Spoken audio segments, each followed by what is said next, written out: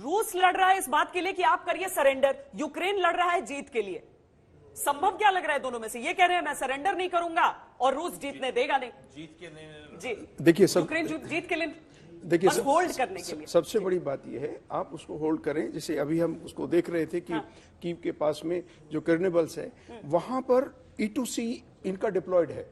क्योंकि आपको मैं एक चीज डिस्क्लोज करूं, जब हमने कारगिल वॉर किया था तो हमारा E2C we have acquired from Ukraine और उसका एयरफील्ड, उसका बेस इसी कीव के पास यहां पर स्थित है। जहां जब आप ये बात करते हैं कि उनका सारा एडी सिस्टम क्रिपल्ड हो जाएगा, तो सैटेलाइट्स के थ्रू और even manually E2C is effective. ये IL-76 को मॉडिफाई करके और ये उनका चलता फिरता एवॉक्स है सर, उसकी वजह से ही वो इसको अट्रिशन रेट या थोड़ा बहुत जो आप कह सकते हो रेसिस्टेंस जो दे रहे हैं वो केवल यूक्रेन की फोर्सेस उसकी वजह से दे पा रही है। तो एट्रिशन तो होगा, वॉर है। Real time information is very important aspect. तो उसकी वजह से अभी ये रेसिस्टेंस और अमेरिका ने भी तो कहा अपना ऐसा एक विमान दिया है उन्हें। जहां तक आप यस और जहां तक आपने ये कहा है कि रूस सर एक बड़ी खबर साथ में बता दें हम, रूस जवाबी प्रतिबंध कर रहा है। अभी तक रूस पर प्रतिबंध लगाए जा रहे थे लेकिन रूस ने भी अपनी तरफ से जवाब देना शुरू किया। उसने कहा कि मैं एयर स्पेस बंद करता हूं। पोलैंड का, चेक गणराज्य का, बल्गेरिया का 3 जगहों की विमानों के लिए एयर स्पेस बंद कर दिया है रूस ने। अब वो अगर आप पूरे क्षेत्र को हम अगर यहां पर वर्ल्ड मैप भी अपना वो लगा सकें जिसमें हम न्यूक्लियर ताकत दिखाते हैं, लेकिन उसके जरिए एक वर्ल्ड मैप तो देख लेते हैं। यहां पर वर्ल्ड मैप अगर हम लगा सके तो हमें दिख जाएगा कि किस तरीके से उन देशों को अब दिक्कत आने वाली है। क्योंकि नहीं जहां जिसमें परमाणु क्षमता की बात है, आप वो वाला मैप लगाएं इस पर। उसके जरिए आप समझ सकते हैं कि अगर पोलैंड, चेक गणराज्य और साथ में बुल्गारिया के लिए एयर स्पेस प्रतिबंध लगाए जाते हैं तो क्या हो सकता है इसका मतलब? रूस भी तो कहेगा ना कि हम भी तो शक्ति हैं।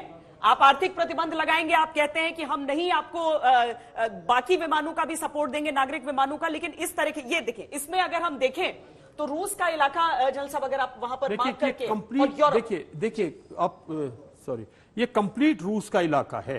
ये कंप्लीट रूस का इलाका है। अब बात यह है कि रूस की एयर स्पेस रूस को क्रॉस करने के लिए कितनी सिविलियन एयरलाइंस यूज करती हैं। देखिए मैं नहीं समझता कि इस पे कोई ज्यादा फर्क पड़ेगा, क्योंकि ना पोलैंड, वो मॉस्को, सेंट पीटर्सबर्ग और मैक्सिमम जो इनकी जो साइबेरियन सिटीज है वहां तक आते थे, लेकिन व्लादिवोस्टोक तक किसी की फ्लाइट्स नहीं है वहां से।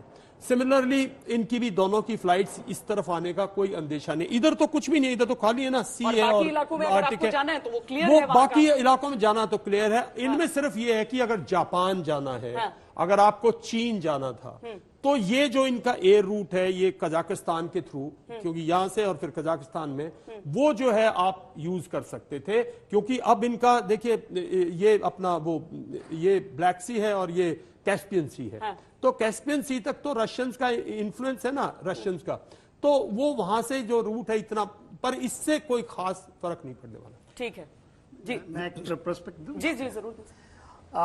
देखिए ये कहना कि इसको देखिए भैया जो बैटल है ना, इसको हम छोटे बैटल से फिर बड़े बैटल में फिर स्ट्रेटेजिक लेवल पर चले जाते हैं। शुरुआत हो गई है बस, तो हम लोग सब बात कर रहे हैं। तो देखिए क्या जद्दोजहद है, क्यों आपका नाटो एंड क्यों अमेरिकन इसको कंटेन करना चाहते हैं रशिया को। वो चाहते हैं कि इनकी पूरी इन्वॉल्वमेंट यहीं रह जाए। वो नहीं चाहते हैं कि किसी भी तरीके से चाइना और ये इंडो पैसिफिक में अपना हाथ लगाएं और इनकी इन्वॉल्वमेंट इस जगह हो।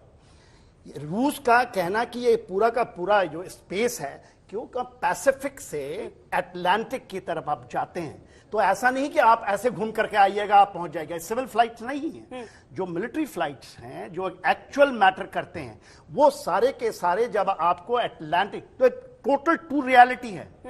तो इसको बांटने की तैयारी हो रही है कि रूस को कैसे आप इसमें फंसा लें। इसलिए आप कहते हैं कि हम वेपन दे रहे हैं, आप इसको रखें। चेस बोर्ड आपने उसको बना दिया है यूक्रेन को, उसके ऊपर गेम खेला जा रहा है। वहां के लोगों को कर रहा है, पपट गवर्नमेंट्स हैं, वो कहते हैं कभी हम छोड़ रहे हैं, कभी कहता है अमेरिका आप छोड़ दो, कभी लाओ। देखिए क्या है, यदि हम इसको बैटल को छोड़ दें, यदि हम बड़े लेवल पे जब बात करते हैं, तो जो रशिया है आज के दिन में आर्थिक प्रतिबंध उसको उसी समय लगेगा जब स्विफ्ट का फाइनेंशियल सिस्टम कोई काम करे, या जो उनके जो कहते हैं रशियन जो उनके 20 के जो लिस्ट हैं उनके आप फ्रीज करें, including the son in law of Putin. वो अमेरिका में बैठा हुआ है, मगर अभी भी बैठा हुआ है, कुछ नहीं हुआ वहां।